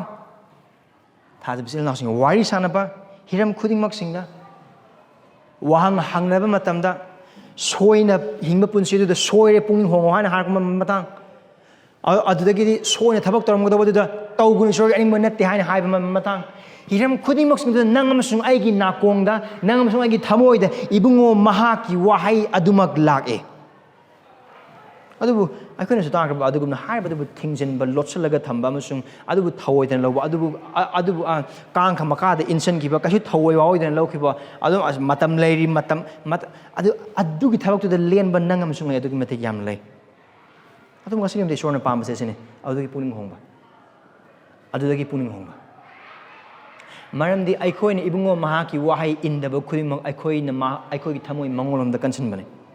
adu thaja bijil nasing aikhoigi akanba thamoi khudingmak sing adugi mahai adu akhaba amasung apangbagi mahai adu moigani aikhoigi apangba wakhal aikhoigi apangba budhi losing aduna maram orakanda Krista ngajabagi mota Mahakki waheina hairibadu tawbagi mota Esorgi waheina hairasu ibungo Mahakna hairasu matang matam adu khudimak yamna singaga yamna apangbagi maong louba apangbagi decision aduna thabak ama tawba matamda mai pakpa manbadi yai adu mai pakpa nate adu apangbagi mahai charakan soidani Esorgi maramdi Esorgi wahai ase khatang thajaba akhoi chatnaba amasung akhoi mai pangna bidam lambi adu khaktani aduga aikhoina Mahakpu pelhanba amasung Mahakki mati mangal chawnba maongda karamana punchi hingani haina haibatu Mahakki eningba da khaktang lei aduna karino hoi nang amasung agi punchi da Esorgi khangheiba lei hoi nang amasung agi punchi da Esorgi thoujal lei adu line logumsi adubu lumna lobagi mapana thagatpada aikhoigi nunggannaba thamoi singdagi aikhoigi nunggannaba wakhaldagi pukning hongse aduga hum subadadi aduga hai base nangam sungai wakhal tawning Esorgi waheina nahakki pa puthoklakpada nahakki paokhum karam toubage haiba wakhal taw amungana Esorgi waheina nahakki pa puthoklakpada nahakki paokhum karam toubage haina wakhal taw consider how you respond when God's word exposes your sin. Consider how you respond when God's word exposes your sin.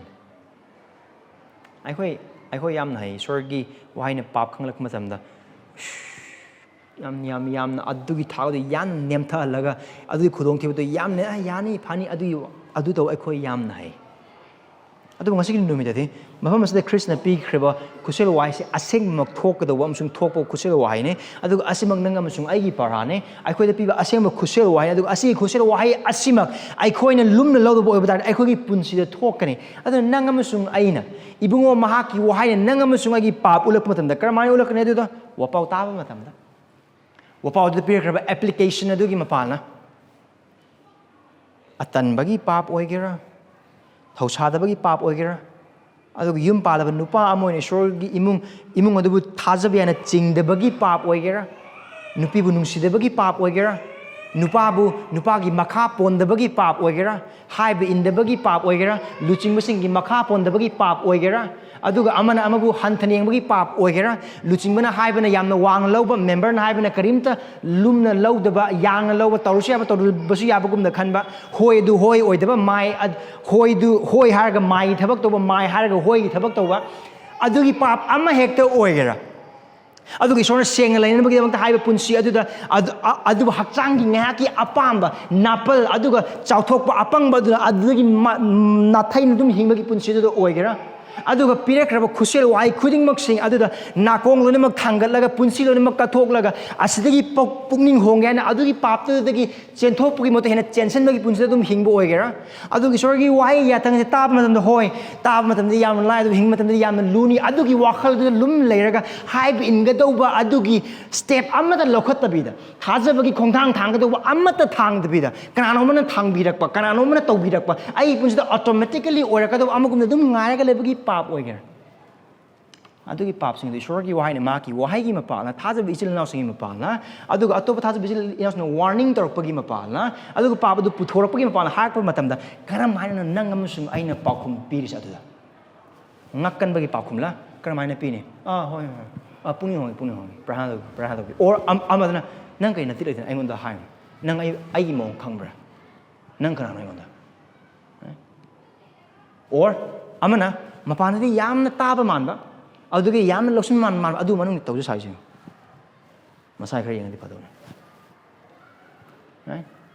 ꯑꯗꯨꯗꯒꯤꯗꯤ ꯅꯥꯀꯜ ꯑꯃꯗꯅ ꯀꯩꯗꯧꯕ ꯍꯣꯏ ꯍꯥꯏꯔꯒ ꯏꯁꯣꯔꯅ ꯍꯥꯏꯒꯠꯍꯟꯈ꯭ꯔꯕ ꯑꯦꯟꯇꯅꯥ ꯈꯨꯗꯤꯡꯃꯛꯁꯤꯡ ꯑꯗꯣ ꯋꯥꯄꯥꯎ ꯇꯥꯕ ꯂꯣꯏꯕ ꯃꯇꯝꯗ ꯐꯦꯂꯣꯁꯤꯞ ꯂꯣꯏꯕ ꯃꯇꯝꯗ ꯆꯔꯆꯇꯒꯤ ꯊꯣꯛꯈꯤꯕ ꯃꯇꯝꯗ ꯂꯣꯏꯅꯃꯛ ꯍꯥꯏꯊꯔꯒ ꯀꯔꯤꯁꯨ ꯇꯥꯗ꯭ꯔꯕ ꯈꯨꯠꯁꯦꯜ ꯋꯥꯍꯩ ꯑꯃꯠꯇ ꯂꯥꯛꯇ꯭ꯔꯕ ꯄꯨꯟꯁꯤ ꯑꯁꯣꯏꯕ ꯑꯃꯠꯇ ꯂꯩꯇ꯭ꯔꯕ ꯑꯃꯒꯨꯝꯅ ꯑꯗꯨꯝ ꯍꯤꯡꯕ ꯑꯣꯔ ꯃꯥꯏꯀꯩ ꯑꯃꯗꯅ ꯏꯁꯣꯔꯒꯤ ꯑꯅꯤꯡꯕꯗꯨꯗꯤ ꯈꯪꯉꯒ ꯇꯧꯒꯦ ꯍꯥꯏꯕꯗꯤ ꯑꯗꯨꯝ ꯈꯜꯂꯒꯗꯤ ꯑꯗꯨꯝ ꯂꯩꯕ ꯁꯨꯛꯇꯧꯗꯤ ꯑꯗꯨꯝ ꯇꯧꯗꯕ ꯇꯧꯗꯕ ꯆꯤꯟꯅꯥꯎꯁꯤꯡ ꯈꯨꯗꯤꯡꯃꯛꯁꯤꯡꯗꯣ ꯉꯛꯀꯟꯕꯒꯤ ꯄꯨꯟꯁꯤꯒꯤ ꯃꯍꯤꯡꯅꯤ ꯏꯁꯣꯔꯒꯤ ꯍꯥꯏꯕ ꯏꯟꯅꯅꯕꯒꯤꯗꯃꯛꯇ ꯑꯩꯈꯣꯏꯗꯒꯤ ꯀꯔꯤꯒꯨꯝꯕ ꯈꯔ ꯃꯥꯡꯕꯗꯤ ꯃꯊꯧ ꯑꯗꯨꯝ ꯇꯥꯒꯅꯤ. There will always be sacrifice on our end to obey God. Why? That's a commandment to deny ourselves and carry His cross. ꯑꯩꯈꯣꯏꯗ ꯃꯥꯡꯒꯅꯤ. ꯂꯟꯊꯨ ꯃꯥꯡꯕ ꯌꯥꯏ, ꯊꯕꯛ ꯃꯥꯡꯕ ꯌꯥꯏ, ꯏꯀꯥꯏ ꯈꯨꯝꯅꯕ ꯃꯥꯡꯕ ꯌꯥꯏ, ꯀꯔꯤꯌꯔ ꯃꯥꯡꯕ ꯌꯥꯏ,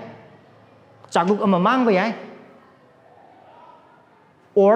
ꯃꯅꯥ ꯈꯔ ꯃꯥꯡꯕ ꯌꯥꯏ, ꯀꯣꯂꯦꯖꯀꯤ ꯑꯣꯏꯕ ꯁꯛꯈꯪꯕꯒꯤ ꯁꯛꯇꯥꯛꯆꯦ ꯈꯔ ꯃꯥꯡꯕ ꯌꯥꯏ. ꯃꯥꯡꯒꯅꯤ. ꯁꯣꯏꯗꯅ ꯃꯥꯡꯒꯅꯤ. ꯃꯔꯝꯗꯤ ꯈ꯭ꯔꯤꯁꯇꯒꯤ ꯇꯨꯡ ꯏꯟꯕ ꯑꯗꯨ ꯏꯁꯥꯅ ꯏꯁꯥꯕꯨ ꯌꯥꯖꯗꯕ ꯑꯃꯁꯨꯡ ꯀ꯭ꯔꯣꯁ ꯄꯨꯕꯒꯤ ꯄꯨꯟꯁꯤꯅꯤ. ꯑꯗꯨ ꯅꯪ ꯑꯃꯁꯨꯡ ꯑꯩꯒꯤ ꯄꯥꯎꯈꯨꯝꯁꯦ ꯑꯗꯨꯒꯤ ꯉꯛꯀꯟꯕꯒꯤ ꯄꯨꯟꯁꯤꯗꯨꯗ ꯑꯣꯔ ꯅꯣꯂꯨꯛꯄꯔꯥ ꯍꯥꯏꯕꯅꯤ. ꯑꯩ ꯑꯁꯤꯒꯤ ꯖꯒꯥꯁꯦ ꯍꯥꯏꯕ ꯏꯟꯕ ꯉꯝꯗꯦ. ꯆꯥꯟꯕꯤꯗꯨꯅ ꯑꯩꯒꯤ ꯃꯇꯦꯡ ꯄꯥꯡꯕꯤꯌꯨ. ꯑꯗꯨꯒ ꯑꯁꯤꯗ ꯇꯧꯗ꯭ꯔꯤꯕ ꯐꯥꯎꯕ ꯑꯩꯒꯤ ꯃꯅꯤꯡꯗ ꯏꯟꯅꯕ ꯂꯦꯞꯄꯤꯒꯅꯨ. ꯑꯗꯨ ꯑꯣꯏꯕ꯭ꯔꯥ ꯅꯪ ꯑꯃꯁꯨꯡ ꯑꯩ? ꯑꯣꯔ ꯍꯥꯏꯔꯛꯇ꯭ꯔꯗꯤ ꯐꯅꯤ. ꯃꯐꯝ ꯑꯁꯤꯗ ꯇꯧꯔꯤꯕ ꯅꯨꯄꯥꯁꯦ ꯀꯥꯡꯂꯨꯞꯁꯤꯡ ꯁꯤꯖꯤꯟꯅ ꯀꯩꯗꯧꯋꯦ? ꯖꯤꯁꯨ ꯈ꯭ꯔꯤꯁꯇꯅ ꯎꯠꯂꯦ ꯃꯣꯏꯒꯤ ꯄꯥꯟꯗꯝꯗꯨ ꯃꯣꯏꯗꯨꯅꯤ ꯍꯥꯏꯕ ꯈꯪꯉꯤ ꯆꯞ ꯆꯥꯅ. ꯑꯗꯨꯕꯨ ꯀꯩꯗꯧꯋꯦ? ꯉꯛꯀꯟꯕꯗ ꯀꯩꯗꯧꯋꯦ ꯃꯣꯏ? ꯁꯥꯎꯕꯒꯤ ꯃꯔꯝꯅ ꯍꯥꯠꯅꯕ ꯍꯦꯟꯅ ꯊꯤ. ꯐꯥꯅꯕꯅꯦ ꯃꯣꯏ ꯊꯤꯔꯤꯁꯦ. ꯑꯗꯨꯒꯤ ꯃꯑꯣꯡꯗ ꯋꯥꯄꯥꯎꯗꯨꯅ ꯑꯣꯔ ꯋꯥꯍꯩꯅ ꯍꯥꯏꯔꯛꯄ ꯃꯇꯝꯗ ꯑꯩꯒꯤ ꯄꯨꯟꯁꯤꯗꯅꯤꯀꯣ ꯍꯣꯡꯐꯝ ꯊꯣꯛꯄꯅꯤ. ꯑꯗꯨ ꯈꯟꯕꯒꯤ ꯃꯍꯨꯠꯇ ꯀꯔꯤꯒꯤꯅꯣ ꯑꯩ ꯌꯥꯎꯔꯤꯁꯦ? ꯀꯔꯤꯒꯤꯅꯣ ꯑꯩꯉꯣꯟꯗ ꯈꯨꯗꯣꯝꯕꯤ ꯊꯤꯜꯂꯛꯏꯁꯦ? ꯑꯗꯨ ꯑꯣꯏꯕ꯭ꯔꯥ? ꯁꯥꯎꯕ꯭ꯔꯥ? ꯄꯦꯟꯗꯕ꯭ꯔꯥ? ꯑꯣꯔ ꯅꯣꯂꯨꯛꯄꯗ ꯄ꯭ꯔꯚꯨ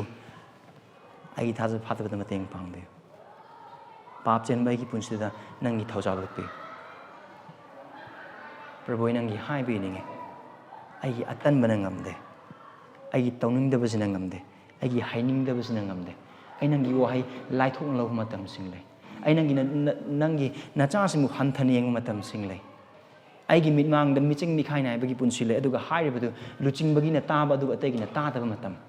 ꯑꯗꯨꯒ ꯑꯩꯅ ꯅꯨꯡꯁꯤꯕ ꯃꯤꯁꯤꯡ ꯇꯥꯕ ꯑꯗꯨꯒ ꯑꯩꯅ ꯀꯌꯥ ꯂꯣꯏꯅꯗꯕ ꯃꯤꯁꯤꯡꯅ ꯇꯥꯗꯕꯒꯤ ꯃꯄꯥꯟ ꯑꯩ ꯃꯤꯆꯪ ꯃꯤꯈꯥꯏ ꯅꯥꯏꯕꯒꯤ ꯄꯨꯟꯁꯤꯗ ꯍꯤꯡꯕ ꯃꯇꯝꯁꯤꯡ ꯂꯩ. ꯑꯩꯕꯨ ꯃꯇꯦꯡ ꯄꯥꯡꯕꯤꯌꯨ. ꯄ꯭ꯔꯚꯨ ꯄꯥꯄꯤ ꯑꯩꯕꯨ ꯊꯧꯖꯥꯟꯕꯤꯌꯨ. ꯑꯗꯨꯅ ꯅꯪ ꯑꯃꯁꯨꯡ ꯑꯩꯒꯤ ꯔꯦꯁꯄꯣꯟꯁ ꯀꯔꯝꯕꯅꯣ? ꯅꯍꯥꯛꯀꯤ ꯔꯦꯁꯄꯣꯟꯁ.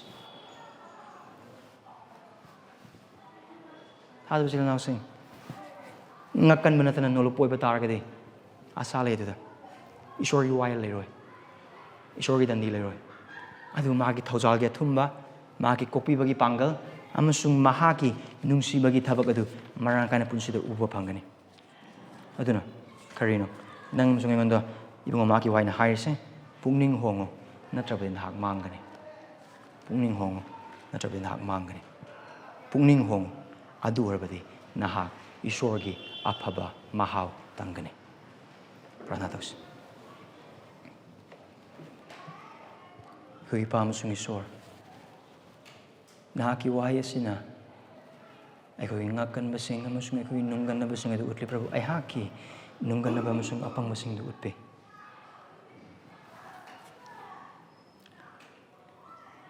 ꯄ꯭ꯔꯚꯨ ꯆꯥꯟꯕꯤꯗꯨꯅ ꯅꯍꯥꯛꯀꯤ ꯊꯋꯥꯏꯁꯤꯡꯕꯒꯤ ꯊꯕꯛ ꯁꯨꯕꯤꯕꯒꯤ ꯃꯄꯥꯟꯅ ꯄꯨꯛꯅꯤꯡ ꯍꯣꯡꯕ ꯑꯗꯨ ꯑꯩꯈꯣꯏꯕꯨ ꯄꯤꯅꯕꯤꯌꯨꯕ, ꯑꯩꯍꯥꯛꯄꯨ ꯄꯤꯅꯕꯤꯌꯨꯕ. ꯄ꯭ꯔꯚꯨ ꯑꯩꯈꯣꯏꯒꯤ ꯃꯔꯛꯇ ꯅꯨꯡꯒꯟꯅꯕ ꯃꯤꯁꯤꯡ ꯑꯃꯍꯦꯛꯇ ꯌꯥꯎꯔꯕꯗꯤ ꯆꯥꯟꯕꯤꯗꯨꯅ ꯍꯥꯏꯔꯤꯕ ꯅꯨꯡꯒꯟꯅꯕꯁꯤ ꯅꯍꯥꯛꯀꯤ ꯊꯋꯥꯏꯁꯤꯡꯕꯒꯤ ꯊꯕꯛ ꯁꯨꯕꯤꯕꯒꯤ ꯃꯄꯥꯟꯅ ꯂꯣꯏꯁꯤꯟꯕꯤꯌꯨ, ꯊꯣꯠꯍꯟꯕꯤꯌꯨ, ꯅꯧꯍꯟꯕꯤꯌꯨ. ꯅꯍꯥꯛꯀꯤ ꯋꯥꯍꯩꯒꯤ ꯃꯄꯥꯟꯅ ꯄꯨꯛꯆꯦꯜ ꯑꯃꯁꯨꯡ ꯄꯨꯛꯅꯤꯡꯗ ꯅꯧꯕ ꯏꯕꯨꯡꯉꯣ ꯅꯍꯥꯛꯅ ꯄꯤꯅꯕꯤꯌꯨ. ꯄ꯭ꯔꯚꯨ ꯅꯍꯥꯛꯀꯤ ꯋꯥꯍꯩ ꯑꯁꯤꯗ ꯏꯟꯕ ꯑꯗꯨ ꯈꯛꯇꯪ ꯍꯔꯥꯎꯕꯒꯤ ꯃꯔꯝꯅꯤ. ꯑꯗꯨꯒ ꯏꯟꯗꯕ ꯈꯨꯗꯤꯡꯒꯤ ꯑꯩꯈꯣꯏꯒꯤ ꯑꯃꯥꯡꯕꯒꯤ ꯄꯨꯟꯁꯤꯅꯤ ꯍꯥꯏꯕꯁꯦ ꯑꯩꯈꯣꯏꯕꯨ ꯀꯥꯎꯍꯟꯕꯤꯒꯅꯨ. ꯃꯔꯝ ꯑꯁꯤꯅ ꯅꯍꯥꯛꯀꯤ ꯍꯥꯏꯕ ꯏꯟꯕ ꯅꯆꯥ ꯑꯃ ꯑꯣꯏꯍꯟꯕꯤꯗꯨꯅ, ꯅꯣꯂꯨꯛꯄꯗ ꯑꯩꯈꯣꯏꯕꯨ ꯆꯥꯎꯈꯠꯍꯟꯕꯤꯗꯨꯅ, Prabu nahakki mati mangal hina chauhanba nahakki singlup ki mati mangal hina chauhanba nacha sing obe ekhoi amam bi bunga hang simgat bi iba mafam masida Christian ekhoi da pi khraba khusel wahai ase line lo hon bi gena amasung yang hon bi gena lumna lo chaduna tanik pada nangna pine biriba thoujal amasung Christagi I aduda ngajabagi mapana nahakki haibin bagi punsi aduda thajabi hongdang thangatuna cross lokatuna isana sa yazdabagi punsi un hingjabagi mapana nahakki mati mangal changda mateng pangbi adugi sigi mapana nahakki ne wangsuna ekhoi ne nemsuna ayhagni nemsuna Yesu Christ gi mgen jiribani amen